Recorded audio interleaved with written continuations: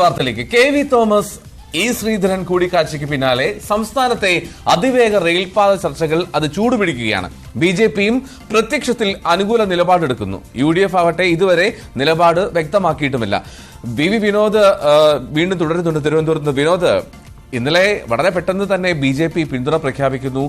സുരേന്ദ്രൻ പൊന്നാനിയിലെ വീട്ടിലെത്തി ഇ. ശ്രീധരനെ കാണുന്നു. ഇത് എന്താണ് അനുമാനിക്കേണ്ടത്? ഇതൊരു ഡൽഹിയിൽ തന്നെ ഒരു പച്ചക്കൊടി കിട്ടിയ മട്ടിലാണല്ലോ ബി.ജെ.പിയുടെ ഇടപെടൽ. ഒപ്പം യു.ഡി.എഫ് ഇപ്പോൾ ഇനി സമരത്തെ അല്ലെങ്കിൽ ഈ പദ്ധതിയെ എതിർത്താൽ എതിർക്കുന്ന ഏക പാർട്ടിയായി അല്ലെങ്കിൽ പ്രതിപക്ഷം മാത്രമേ എതിർക്കുന്നു എന്നുള്ള മട്ടിലേക്ക് കാര്യങ്ങൾ മാറി മറിയില്ലേ?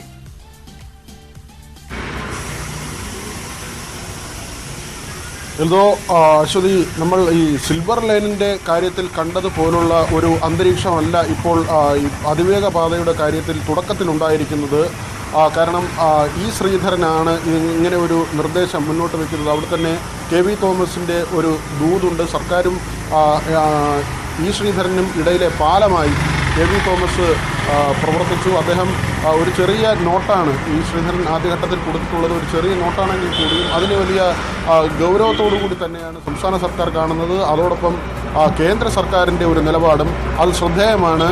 കാരണം ഇവിടെ സിൽവർ ലൈനിൻ്റെ സർവേ നടന്ന സമയത്ത് മഞ്ഞക്കുറ്റി എന്ന ഒരു പ്രയോഗം നടത്തിക്കൊണ്ട് അത് യു.ഡി.എഫും അതെ ബി.ജെ.പിയും അതെ പ്രത്യേകിച്ച് വി മുരളീധരൻ അടക്കമുള്ള ബി.ജെ.പി നേതാക്കൾ ഇതിനെതിരെയുള്ള പ്രതിഷേധ സമരങ്ങൾക്ക് അതിൻ്റെ മുൻനിരയിൽ നിന്ന് തന്നെ നേതൃത്വം നൽകുന്ന ഒരു സാഹചര്യം ഉണ്ടായിരുന്നു. പക്ഷേ ഇപ്പോഴത്തെ ഒരു സാഹചര്യം, കഴിഞ്ഞ ദിവസം കെ. സുരേന്ദ്രൻ ഇ. ശ്രീധരനെ സന്ദർശിക്കുകയും ഇപ്പോൾ ഇങ്ങനൊരു പദ്ധതി വരുമ്പോൾ അത് കേരളത്തിൻ്റെ റെയിൽവേ നേട്ടങ്ങൾ അല്ലെങ്കിൽ അതിവേഗ പദ്ധതികൾ എന്ന കാര്യത്തിന് അതിൻ്റെ ഒരു മുൻനിരയിൽ നിന്ന് നയിക്കുന്നത് ഇ. ശ്രീധരനാണ് എന്ന ഒരു കാര്യം പറയുമ്പോൾ സ്വാഭാവികമായും ഈ ഒരു ആശയം കൊണ്ടുവരുന്നത് ഇ. ശ്രീധരനാണ്.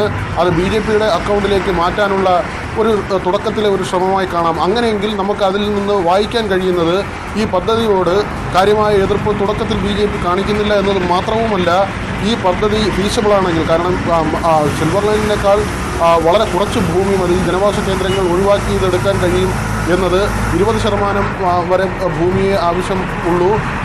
തുരങ്കപാതയും അതോടൊപ്പം തന്നെ ആകാശപാതയുമായി ഇത് നിർമ്മിക്കാൻ കഴിയും തുടങ്ങിയ കാര്യങ്ങൾ ഇതിൽ പറയുന്നു. വേഗത്തിൻ്റെ കാര്യത്തിൽ 350 കിലോമീറ്റർ വേഗം വരെ സഞ്ചരിക്കാൻ കഴിയുന്നതാണ്. പക്ഷേ ഇ. ശ്രീധരൻ തന്നെ പറയുന്നത് ആദ്യഘട്ടത്തിൽ 200 കിലോമീറ്ററായി സഞ്ചരിക്കുന്ന തരത്തിൽ ക്രമീകരിക്കുക, 10 മിനിറ്റ് ഇടവേളകളിൽ ഈ വേഗവണ്ടികൾ ഓടിക്കുക എന്ന നിലയിലൊക്കെയുമാണ്.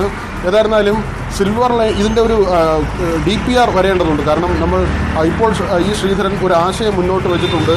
ഇതിൻ്റെ ചിലവ് എത്രയാണ്, അല്ലെങ്കിൽ എത്രമാത്രം മെറ്റീരിയൽ, നമ്മൾ ഈ പരിസ്ഥിതിവാദം ഉയരുന്നത് കൊണ്ട് തന്നെ ഇതിന് വേണ്ടി വരുന്ന മറ്റ് വസ്തുക്കൾ എങ്ങനെയാണ്, പ്രളയം കേരളം കണ്ടതാണ്. ഒരുപക്ഷെ ഇനി അങ്ങനെ ഒരു സാഹചര്യത്തിലേക്ക് പോയാൽ ഇങ്ങനെ ഒരു പദ്ധതി വന്നാൽ അതിനെ ബാധിക്കുമോ, ഇതിൻ്റെ കരുത്തും ശക്തിയുമൊക്കെയും എത്രമാത്രമായിരിക്കും, ഇതിൻ്റെ നിർമ്മാണം ഏത് നിലയിലായിരിക്കും, ഇതിൻ്റെ ശാസ്ത്രീയമായ ഒരുപാട് കാര്യങ്ങൾ ഇനിയും വരേണ്ടതുണ്ട്, അതിൻ്റെ പഠനങ്ങൾ നടക്കേണ്ടതുണ്ട്. ഏതായിരുന്നാലും ഈ പദ്ധതി നടപ്പായാൽ സിൽവർ ലൈനിനേക്കാളും ചിലവിൻ്റെ കാര്യത്തിൽ കുറച്ചുകൂടി കൂടുതൽ ചിലവ് വരുമെന്നാണ് പ്രതീക്ഷിക്കുന്നത്. അതിനപ്പുറത്തേക്ക് ഇപ്പോൾ സിൽവർ ലൈൻ നടപ്പാക്കാൻ വേണ്ടിയുള്ള ഏജൻസി, അതായത് സംസ്ഥാന സർക്കാർ രൂപീകരിച്ചിട്ടുള്ള ഏജൻസിയുടെ പ്രവർത്തനം തന്നെ ഇല്ലാതാകുന്ന നിലയിലേക്ക് പോകും. ഡൽഹി മെട്രോ റെയിൽ കോർപ്പറേഷൻ മാതൃകയിൽ ഇവിടെ അത് നിർമ്മിക്കണം എന്നൊരാശയം കൂടിയാണ് ഇ. ശ്രീധരൻ മുന്നോട്ട് വയ്ക്കുന്നത്.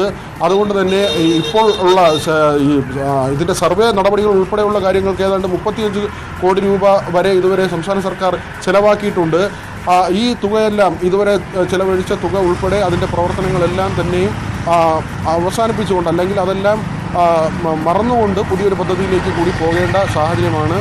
ഏതായിരുന്നാലും ഇതിൽ സംസ്ഥാന സർക്കാരിന് വലിയ താല്പര്യമുണ്ട്. വേഗപാത എന്നത് കേരളത്തിൻ്റെ ആവശ്യമാണ്. അത് ഭാവി മുന്നിൽ കണ്ടുകൊണ്ടുള്ളൊരു ആവശ്യമെന്ന് തന്നെയാണ് മുഖ്യമന്ത്രി ആവർത്തിച്ച് പറയുന്നത്. കഴിഞ്ഞ ബജറ്റിൽ സിൽവർ ലൈനിനെ കുറിച്ച് പരാമർശമുണ്ടായിരുന്നില്ലെങ്കിലും ഇപ്പോൾ മുഖ്യമന്ത്രിയുടെ വിദേശ സന്ദർശനത്തിൽ അദ്ദേഹം അമേരിക്ക ഉൾപ്പെടെ സന്ദർശിച്ച സമയത്ത് വീണ്ടും അദ്ദേഹത്തിൻ്റെ പ്രസംഗത്തിൽ ഈ അതിവേഗ പാതയെക്കുറിച്ച് പറഞ്ഞിരുന്നു.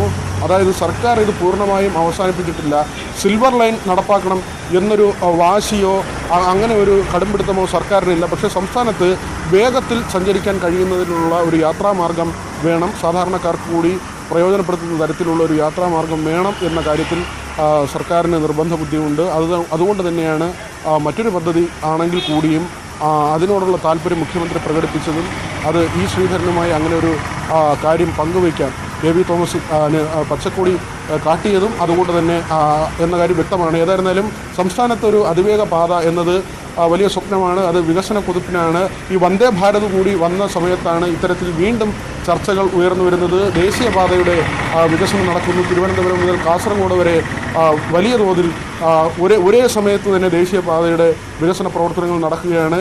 അതുകൊണ്ട് തന്നെ കേരളത്തിൻ്റെ ഒരു യാത്രാ മാർഗങ്ങളിൽ പൊതുവിൽ വലിയ മാറ്റങ്ങൾ ഉണ്ടാകുന്ന ഒരു സമയം. ആ സമയത്ത് തന്നെയാണ് അതിവേഗ പാത എന്ന ആശയം വീണ്ടും വരുന്നത്. അത് സിൽവർ ലൈനിന് പകരം പുതിയൊരു പദ്ധതിയായി വരുന്നു. ജനങ്ങളെ വലിയ തോതിൽ ബാധിക്കാത്ത ഒരു കാര്യമാണെങ്കിൽ സ്വാഭാവികമായും അത് കേരളത്തിൽ നടപ്പാകും, അത് പ്രയോജനപ്പെടും എന്ന് തന്നെ പറയാം. എൽദോ, ശരി വിനോദ്, എന്നാലും ഈ സിൽവർ ലൈൻ അതിവേഗ പാതകളൊക്കെ എന്താണെങ്കിലും ഈ ഗതാഗതത്തിന് വലിയ സൗകര്യം ഒരുക്കട്ടെ. മാത്രമല്ല ഈ ശ്രീധരന്റെ റിപ്പോർട്ടോടുകൂടി കാര്യമായി ചർച്ചയിലേക്ക് കടക്കുന്നുണ്ട്. മറ്റൊന്ന് ഇതിന്റെ രാഷ്ട്രീയം അതാണ് പ്രധാനം. ചൂടേറിയ ചർച്ചയാകും ഇനി വരും ദിവസങ്ങളിലും വരും മണിക്കൂറുകളിലും ഒക്കെ നമുക്ക് അതിലേക്ക് പോകാം. എന്തായാലും